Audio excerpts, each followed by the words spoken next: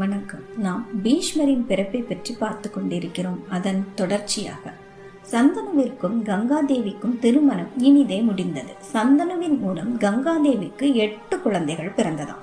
அதில் அவள் முதல் 7 குழந்தையும் கங்கை நதியில மூழ்கடிச்சிட்டாள். தம் மனைவி போட்ட நிபந்தனையால ஏன் அப்படி பண்ற அப்படிங்கிற கேள்வியை கேட்க முடியாம வருந்தி நின்னான் மன்னன் சந்தனு.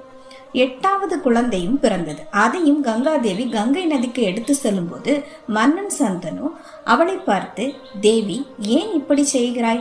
நம் குழந்தைகளை நீயே இவ்வாறு செய்வதை என்னால் பொறுத்து கொள்ள முடியவில்லை என்றான். அதற்கு கங்காதேவி பதில் ஏதும் சொல்லாம, நீ என் நிபந்தனையை மீறிவிட்டாய் மன்னா.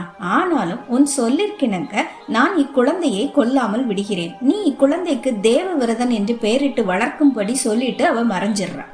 கங்காதேவிக்கு அவள் கணவனான சந்தனு அவளின் நிபந்தனையை மீறி ஏன் என்று கேள்வி எழுப்பியதுனால அவளுக்கு பிரம்மதேவன் சாபத்திலிருந்து விமோச்சனம் பெற்று அவ தேவலோகம் போயிட்டான்.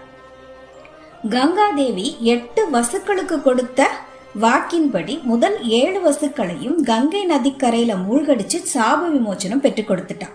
வசிஷ்ட முனிவரின் சாபத்தின்படி 8வது வசுவான பிரபாசன் வசு மற்றும் தேவவிரதனாக பூமியில் வளர்ந்து பீஷ்மர் என்னும் பட்டம் பெற்று பிரம்மச்சாரியாகவும் யாராலும் வீழ்த்த முடியாத பராக்கிரமசாலியாகவும் வாழ்ந்து தான் விரும்பும் நாளில் தான் விரும்பும் நேரத்தில் தேவலோகம் சென்றடைவாராம். இதுதான் பீஷ்மர் பிறப்போட ரகசியம். இந்த கதை மூலம் நாம் தெரிஞ்சுக்கிறது என்னன்னா, ஒவ்வொரு செயலுக்கு பின்னும் ஒரு காரணம் இருக்கு அப்படிங்கறத தான். வணக்கம்.